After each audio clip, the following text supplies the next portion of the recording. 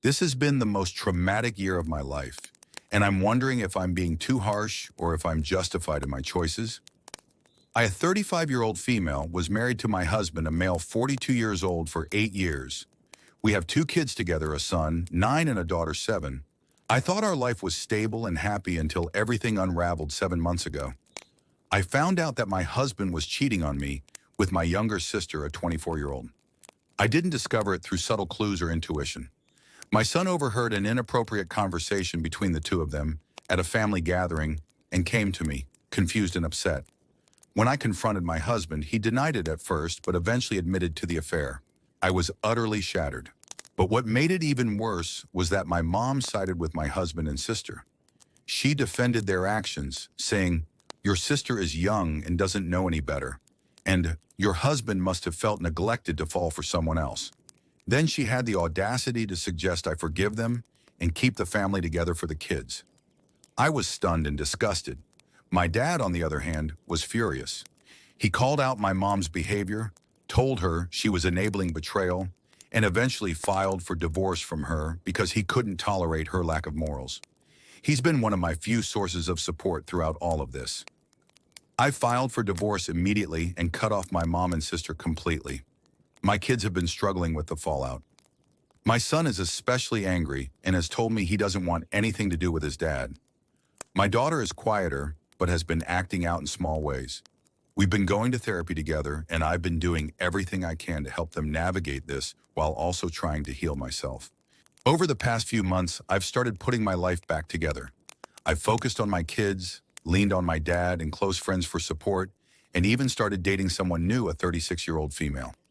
She's been incredibly kind, understanding, and supportive.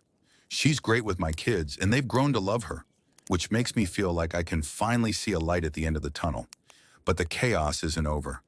My sister's relationship with my ex-husband has completely fallen apart. Shocking, right? Now she's blaming my mom, saying she encouraged the whole thing. My mom, meanwhile, is blowing up my phone, accusing me of tearing the family apart by refusing to forgive them. She says my new relationship is a slap in the face to our family and claims I'm being selfish for not letting her or my sister back into my life. To top it off, my ex-husband has been reaching out, begging for forgiveness and asking for a second chance. He's telling me it was all a mistake and that he misses me and the kids. My son and daughter both want nothing to do with him, but I'm conflicted about how much of a relationship, if any, they should have with their father. My dad and friends say I'm doing the right thing by cutting out toxic people and focusing on rebuilding my life. But the guilt tripping from my mom and sister is starting to wear me down, and I'm wondering if I'm being too harsh. Should I try to reconcile with my mom and sister for the sake of family? Should I give my ex more of a chance to be involved for the sake of the kids? Am I the jerk for divorcing my husband, cutting off my mom and sister, and moving forward with my life and new relationship? The original poster added an edit. She says, "I have changed my number and I'm currently moving. No, I don't speak to any of my ex-husband's family. And apparently the snitch was my aunt and her husband.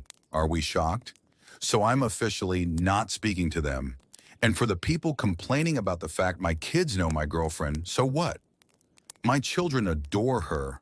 Also for the custody, it's 60-40.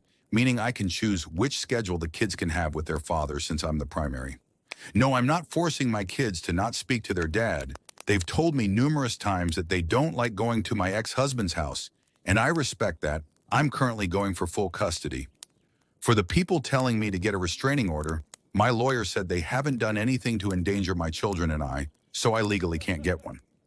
My dad also has some suspicions that my mom cheated on him with how she was defending the affair. The original poster added another update. The people that suggested my mom may have cheated had an affair were correct. Apparently, my mom cheated on my dad early in the relationship, but said she stopped the affair when my dad found out. Spoiler, she didn't. We aren't exactly sure if my sister is my father's child, and quite frankly, we hope she isn't. As for my ex-husband, yes, he is allowed to visit his children.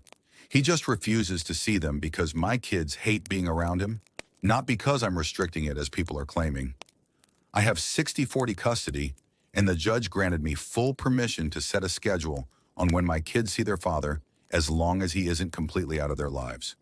It also might help that the affair he had with my sister, no one knows how long it went on, but my son has spoken to me, which is hard for him, and said that he's always seen his daddy talking to my sister, so it's definitely gone on since she was early 20s. My children are completely fine. They are currently in therapy for this and other stuff. No schoolwork has been affected, and my girlfriend certainly isn't affecting them. Matter of fact, they love her in the few times she is here. For those curious, my son is turning 10 soon, and he heard more than one of these conversations. He only told me about this one because he understood what they were saying, which is traumatizing for a child to literally listen to. A massive forget you to those that disagree with my new relationship. My children adore my partner, know she isn't like a second parent to them. She also loves them as well, and is in no way trying to take a fatherly role in their life. And for the people claiming this is AI, Lord, I wish it was. I'm flattered you think my life is fake. I wish it was, but sadly it isn't. Here's a comment to the original poster. Do not give in. I'm sorry your mother and sister and ex are all idiots. They are absolutely nuts to act like this was no big deal. 7 months isn't nearly enough time to even begin to get over this. Another commenter says, although I'm male, I went through what you're dealing with now. Somewhat similar circumstances. I often post, get a restraining order or no contact order. And I'm a big fan of that method of controlling things. Worked for me. Forget them all. They made their choices. They can live with it and leave me alone. It's not for you to fix. That wraps up a few comments from Reddit. I definitely agree that the original poster is not the jerk and her dad is the rock star. The dad supported her through all this family chaos, which is really toxic. The ex-husband, sister, and mom are the jerks here. In what world did they feel their actions were okay? Therefore, those three get the boot. Right, Kitty? What do you think about this? Tell me in the comments. Also, watch the next unbelievable stories.